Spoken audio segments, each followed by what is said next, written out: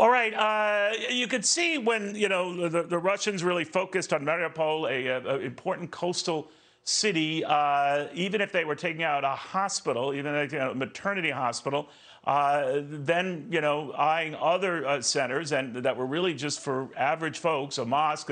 We had 80 people in there at the time. Still no casualty count from them, but it's extended to other cities like Melitopol. The mayor there, Ivan Fedorov, taken by Russian police to God knows where, concerned that he's being tortured. But there's definitely a new, almost scary elevation to this attack line on the part of the Russians. Dan Hoffman's been following it very, very closely, the former CIA station chief in Moscow. Dan, what's going on? What do you make of this strategy, making no bones about attacking civilian strongholds, exclusively such?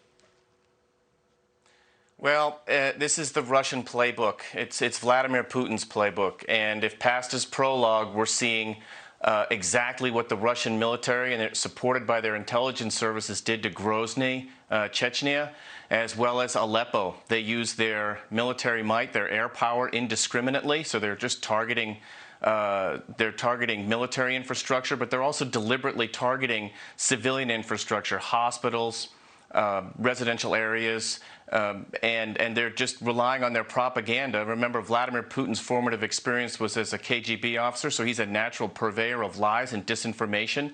And so they will lie about what they're doing, but make no mistake, it's a scorched earth strategy, and they're trying to instill fear in the Ukrainian population.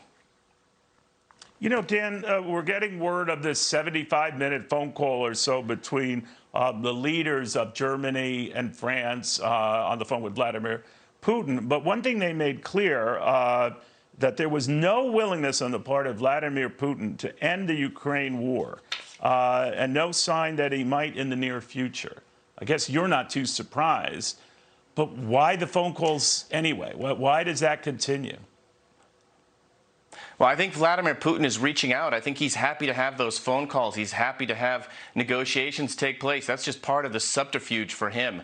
What he wants to do is give Ukrainians some false hope that there might be some diplomatic settlement and then rain down hell on their cities. Vladimir Putin's not looking for an off-ramp. Traditionally, Russian strategy has been to escalate and then de-escalate. In this case, he's got no choice. He's fighting to win. And as I've been saying, he's not looking for an off-ramp. He's just barreling down those highways to Ukraine's major cities and destroying them in the process. So what does he gain, even if he gains the country? He's ravaged it.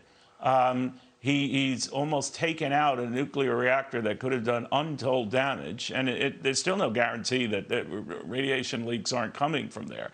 So what does he win here? He's been vilified and isolated on the global stage. I'm sure sanctions and all that would remain in effect as long as he's in power. So just help me get into that mind. Yeah, so he's committed a number of errors, intelligence failure. He failed accurately to assess Ukraine's will and capacity to fight. He failed accurately to assess his own military and their severe challenges that they're facing with logistics and morale and other things. He said that the greatest geopolitical catastrophe was the collapse in the 20th century was the collapse of the Soviet Union. He's kind of bringing it back. Russia is an economic and diplomatic pariah state. Their economy is cratered, and he's repressing his people at home because that's what he knows. I just think this is a catch-22 for him. He can't go back. He can't admit that it was a failure to launch this attack on Ukraine, and yet the deeper he digs this hole, the more likely it is that his own regime security is threatened. And that's the very reason why he attacked Ukraine, because he can't stand for a neighbor to build a functioning democracy with a vibrant commercial economy linked to the West. That's what scares Vladimir Putin. He knows NATO's a defensive alliance, and he knows Ukraine was never going to join NATO in the near term. But that's why he launched the war on faulty premises. And eventually, when all those dead soldiers don't come home, he's going to have to face the truth, which is that his propaganda is not going to work in this century. Vladimir Zelensky, president of Ukraine, has earned Ukraine the moral, psychological advantage in this war by so expertly using social media and owning the debate in such a way that I think has to be humiliating for Putin and unexpected.